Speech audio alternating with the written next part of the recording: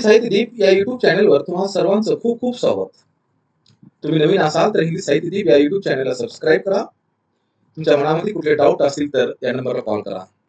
MahaSET net exam 2026 उत्तीर्ण होण्यासाठी अत्यंत महत्त्वपूर्ण 10 टिप्स. नमस्कार विद्यार्थी मित्रांनो, स्वागत आहे तुमचं. महासेट 2026 ची तारीख जवळ येत आहे आणि तुमच्या मनात एकच प्रश्न असेल, या वर्षी परीक्षा कशी क्रॅक करायची आणि की उत्तीर्ण कसं व्हायचं. अनेक विद्यार्थी रात्रंदिवस अभ्यास करतात, तरीही काही मार्कांनी त्यांची परीक्षा राहून जाते. असं का होतं? कारण फक्त मेहनत पुरेशी नसते, तर स्मार्ट वर्क गरजेचं असतं. आजच्या या व्हिडिओमध्ये मी तुम्हाला अशा 10 ब्रह्मास्त्र टिप्स देणार आहे, ज्यांचा वापर करून तुम्ही पहिल्याच प्रयत्नात सेट किंवा नेट परीक्षा सहज उत्तीर्ण करू शकता. विद्यार्थी मित्रांनो, स्मार्ट वर्क म्हणजे काय? एक उदाहरण देऊन मी तुम्हाला सरळ भाषेत समजण्याचा प्रयत्न करत आहे. घोडा आणि गाढव दोन्ही एकाच जातीचे आहेत, परंतु स्मार्ट वर्क कोण करतो? घोडा करतो. कमी मेहनत करून तो स्मार्ट वर्क करतो आणि जास्त पैसे कमवतो. परंतु गाढव खूप मेहनत करतो, परंतु पैसे खूप कमी कमवतो. यासाठी तुम्हाला खूप काही वेगवेगळे पुस्तकं तुमच्या समोर दिसतात. कुठलं सुरुवात करायची? संपादित पुस्तक घेतलं, वाचलं आणि त्यातून तुम्ही सेट क्वालिफाईड झालात असं होऊ शकत नाही. तुम्हाला प्रॉपर एक वर्क जे आहे तुम्हाला मिळायला पाहिजे, सरळ मार्गदर्शन भेटलं पाहिजे आणि तुम्ही ज्या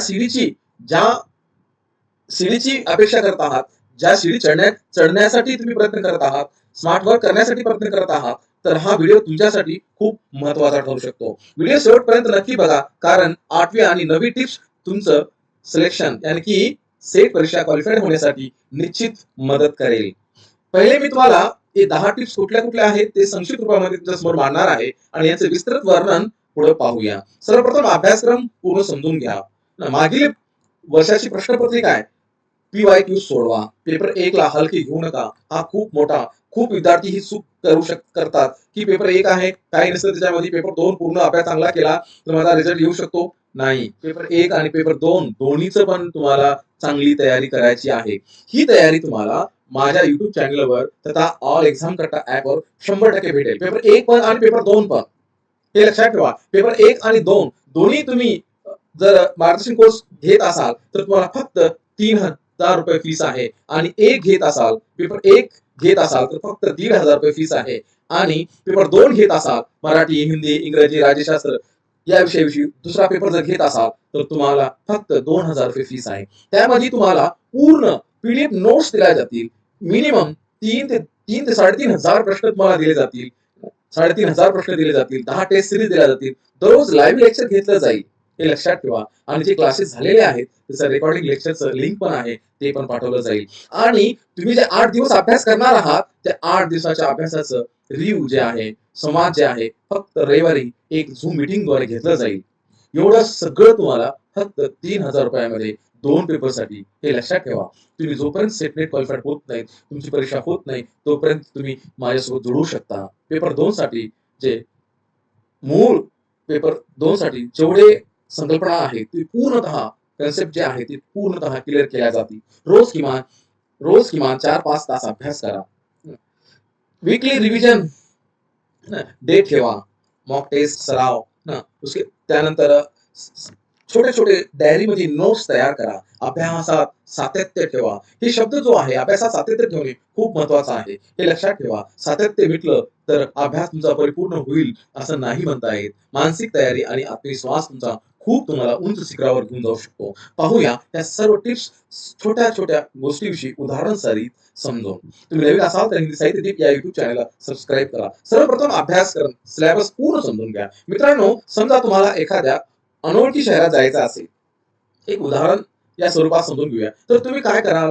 गुगल मॅप वापरता, बरोबर. अभ्यासक्रम हा तुमचा परीक्षेचा गुगल मॅप आहे. तुम्हाला कुठल्या दिशेला घेऊन जायचं आणि कसं घेऊन जायचं, कुठं मोडायचं आणि काय करायचं, या सगळ्या गोष्टीचं चित्रण जे आहे तुमचं अभ्यासक्रम सिलेबस सांगत असतो. उदाहरण, फक्त पुस्तक उघडून वाचायला सुरुवात करू नका. अभ्यासक्रमाची प्रिंट काढा आणि तुमच्या टेबलवर ठेवा. कोणते टॉपिक यानी की कोणते युनिक महत्वाचे आहेत, टॉपिक महत्वाचे आहेत, पुस्तकं महत्वाचे आहेत आणि कोणते नाहीत, हे समजल्याशिवाय अभ्यासाला दिशा मिळणार नाही.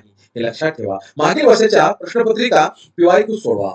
रिव्हिजन या दृष्टिकोनातून तुम्हाला समजेल की पाठीमागच्या प्रश्नपत्रिकेमध्ये कसे प्रश्न आलेले आहेत आणि तुम्हाला कशी तयारी करायची आहे. PYQ म्हणजे मागील 2019 पासून जेवढे पेपर्स आहेत हे का महत्वाचे आहेत, कारण त्यामुळे आयोगाचा है ना, यानी की माइंडसेट यानी की जे तुमचा माइंड आहे तो समजतो की ते कसे पेपर काढणार आहेत. उदाहरणामध्ये क्रिकेटच्या मॅच मध्ये फलंदाजीला जाण्यापूर्वी गोलंदाज कसा चेंडू टाकतो याचा आपण अभ्यास करतो. तसंच PYQ मुळे प्रश्न कसे फिरवून विचारले जातात याचा अंदाज येतो. अनेकदा 20 ते 30 संकल्पना जशाच तशा रिपीट होतात. त्यासाठी PYQ खूप महत्वाचा आहे. तिसरी टिप्स, पेपर 1 ला हलके समजू नका. बरेच विद्यार्थी स्वतःच्या विषयावर पेपर 2 खूप मेहनत घेतात आणि पेपर 1 कडे दुर्लक्ष करतात. ही सर्वात मोठी चूक आहे. उदाहरण, पेपर 1 हा क्रिकेट मधला ऑलराउंडर सारखा आहे.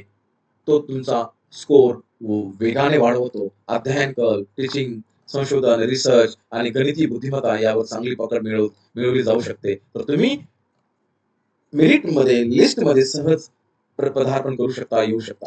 पेपर 2 साठी जे आहे तुमचा जो अभ्यास मुख्य विषय आहे, उदाहरणार्थ साहित्य, इतिहास किंवा विज्ञान किंवा हिंदी यात पाठांतर चालत नाही. उदाहरण, समजा तुम्ही साहित्याचा अभ्यास करत आहात तर फक्त लेखकांची आणि पुस्तकांची नावं पाठ करू नका, तर त्या काळातील सामाजिक परिस्थिती काय आहे हे समजून घ्या. लेखनाचा मुख्य उद्देश काय होता या संकल्पना समजून घ्या.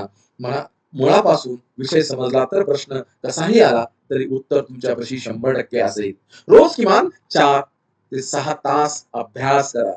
किती तास अभ्यास करावा? सगळ्याला वाटते की मी 5 तास केलं, परंतु किती घंटे करण्यापेक्षा तुम्ही किती अभ्यास केला हे महत्वाचं आहे आणि ते तुम्हाला कितपत समजला हे पण त्यापेक्षा महत्वाचं आहे. त्याचं उत्तर आहे की क्वालिटी.